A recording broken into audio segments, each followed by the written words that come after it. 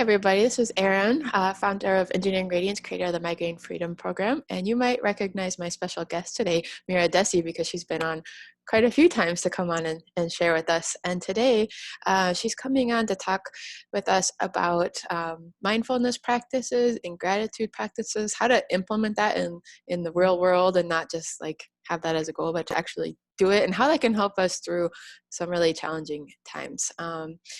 Welcome, Mira. Thanks for joining me. Oh, thanks, Erin. It's always such a pleasure to talk with you. Of course, we touch base pretty often, actually, about things that we're grateful for, and how we're maintaining healthy habits, not just like eating and exercising and things like that, but also kind of how we're staying sane throughout the week. And I think that's when hopefully everybody listening has somebody that they can check in with and kind of be their like mindfulness accountability buddy, if you will. Just like, how are you doing? what are you doing today to relax? What are you doing today? Yeah, because it's so important, especially right now where we're all supposed to be socially distant. Mm-hmm. One of the things I'm hearing from a lot of people is they never realized how much they hug people or even just how much they see people. So making sure that you're connecting in some way, like one of the things I'm so grateful for right now is that we live in like the Jetson age, where we can actually have these video calls, we can text, we can message, we can reach out in a number of different ways. Mm-hmm. I find gratitude is it sounds cheesy and maybe it sounds inappropriate when so many things are going wrong to be grateful, but it's like isn't it proven to be the fastest way to reset your nervous system? In the heart math researchers and things like that, they look at how can we reset our nervous system and our function between our heart and our brain, and just a simple stepping back and thinking about what we have to be grateful for, and we do have a lot to be grateful for. Okay, we might be out of toilet paper, but like I read somewhere, generations ago, people were to serve their country, they're being asked to go to war, and here we're just asking to be, safe and stay at home and things like that. So, and we're really not, most of us, at risk of starving imminently. So we do have a lot to be grateful for generally, but just aside from that, just taking that practice is scientifically proven to help us calm down and get some grasp on what we can do, because it's so easy to spin out of control and be overwhelmed and I'm sure a lot of people can relate to this right now, just sucked into the news and kind of spend the whole day in that stressed out state, which isn't healthy. It's not helpful. It's not going to get us in a creative mode to do anything about our situation. So anything we can do really to come out of that state is what we want to do. Yeah, absolutely. And one of the other things, it's a very interesting thing about gratitude. There are so many studies that show the more you practice gratitude, even if it's something as simple as writing down 2 or 3 things a day that you're grateful for, the more we begin to recognize it. Because we find, it's very interesting how the human brain works, and we sort of make these grooves in our neural system where if we're always like, oh my gosh, there's no toilet paper, oh, they're out of this at the grocery store, oh, I can't go out, oh, and we tell ourselves, I can't, all these negative things, we ratchet up our immune system and our nervous system to the point where we're on overload, we're creating stress. And when we learn to stop for a minute and go, like, wow, how cool is this? I can talk to you. I can see you. We can be connected.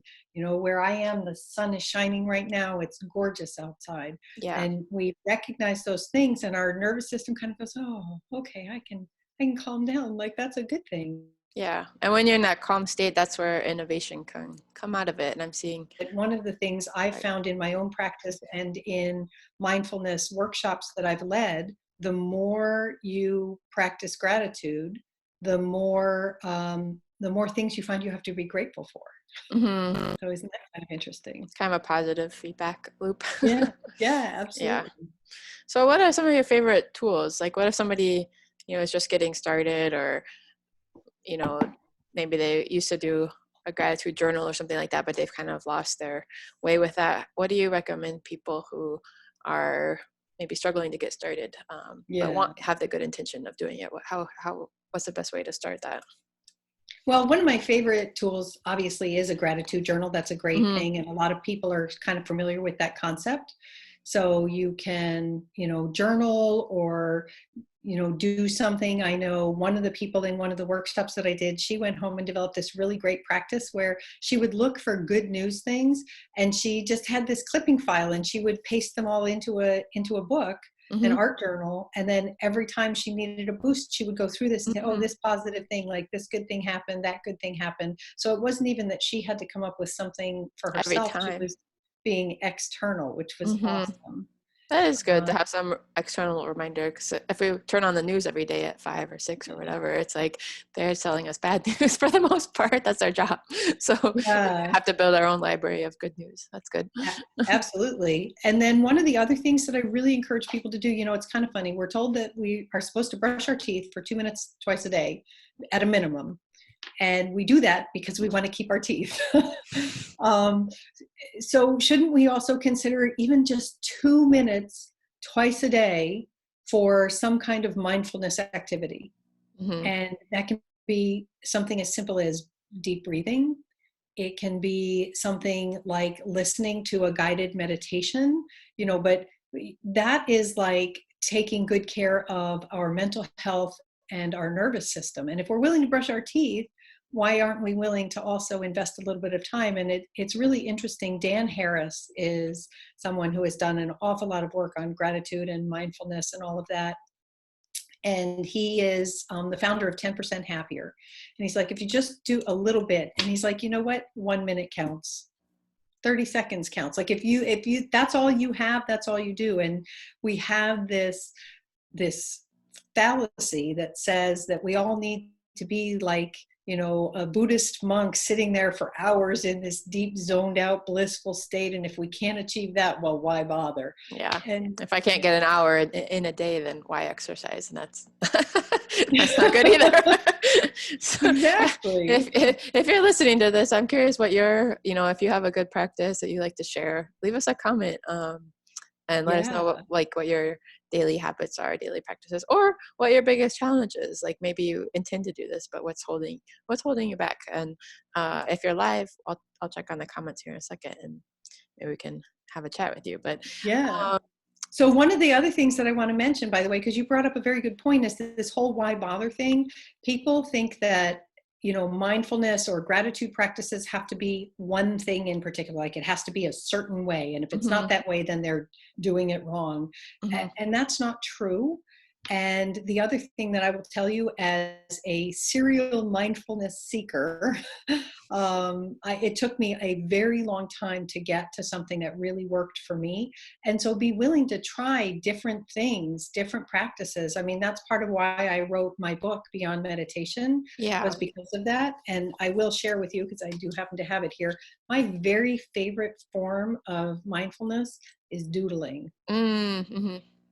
And it's amazing because just the act of putting pen to paper and focusing on letting your brain go, like, I don't plan any of this, it just creates itself. And so for me, that's wonderful. And I find myself, my shoulders are relaxed, my breathing's better, I feel calmer.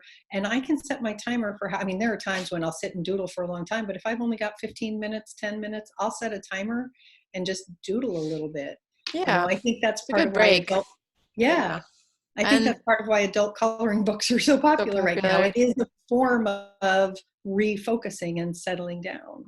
That's what I love about your book, and you should show the cover of your book too. Like Oh, you're trying to convey that you don't have to sit down and like meditate or even do yoga or any specific thing to be in that mindfulness place. Like this book is a compilation of different ideas from even from me.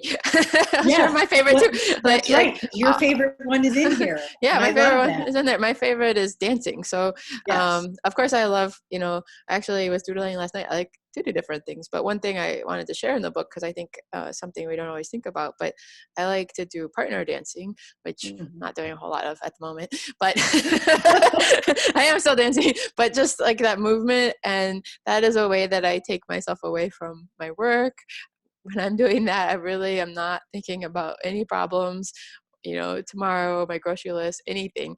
I'm just focused, and I have to be present so that I can listen and follow, as and lead, and sorry, in dancing you have like a lead and a follow, so I follow.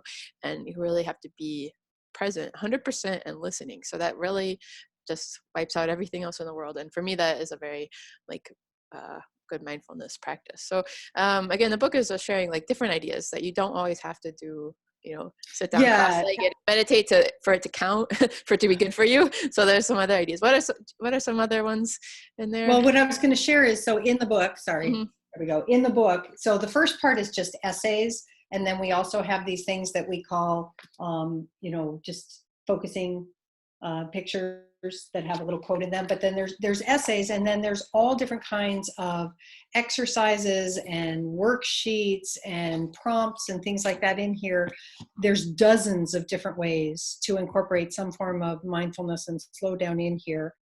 And one of the things that I also like to encourage people to understand is, so you when we started, you said, what about people who are having a hard time getting started? And some of that is people are like, I don't know how to do that, like I don't know what to do. And so that's why we incorporated some of the worksheets that we have in here. For example, there's one that is highs and lows. Mm-hmm. Writing down what's your high, what's your low for the day, or for the week, or whatever time period it is that you're looking at. But it's a guided prompt. There are others where you answer specific questions. There are others where you incorporate mantras, sayings, that you just incorporate that and repeat it over and over to yourself. So those are some of the different ways to do it. And then I think the other thing for people to get started is to actually make an appointment with yourself. If you're someone who has a really hard time because you're just running around all over the place, you're like, yeah, I'm going to get to it. And then the end of the day, you're lying in bed, you're like, oh, I forgot. Like, make yourself literally a 2-minute appointment on your phone. Mm-hmm. And for me, I will say that I tend to engage in mindfulness practices several times a day.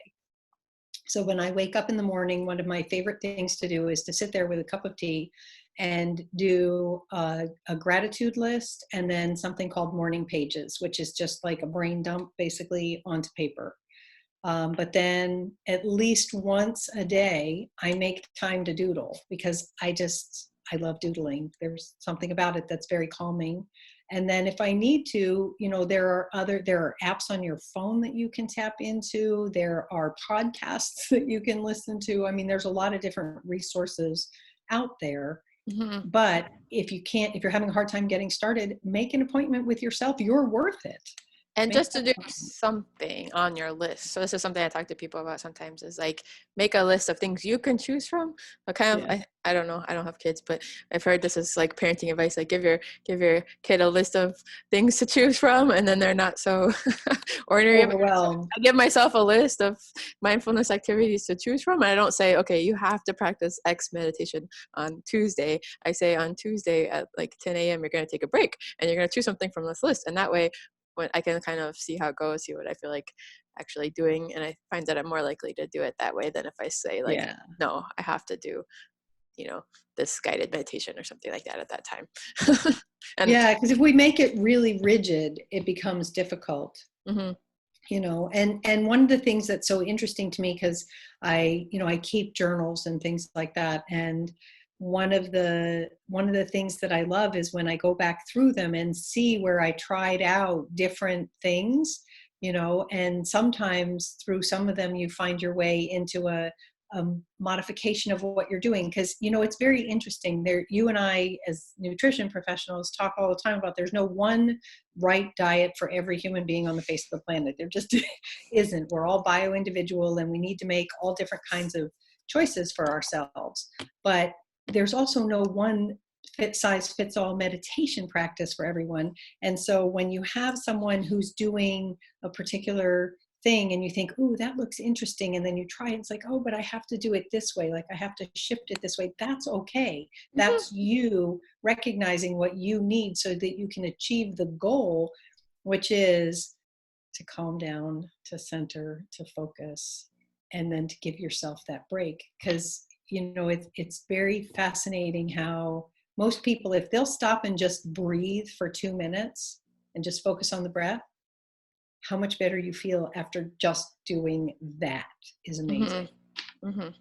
Yeah, and you deserve it. You deserve it for yourself to take that time. Let's share the other tool that you have, the gratitude journal as well. Can you show So the front of that? So if yeah, somebody, so yeah. this is a gratitude journal, and one of the things that I did is in the book. This is co-written with my dear friend and colleague Carrie McClure, and so we have one side that has lines on it, and Mm-hmm. then we have the other side that's actually a blank page. Mm-hmm. So if you want to put stickered things in there, if you want to draw, if you want to, color, if you want to do other things. But one of the things I like about this is if you're someone who's a writer, you can write on a blank page.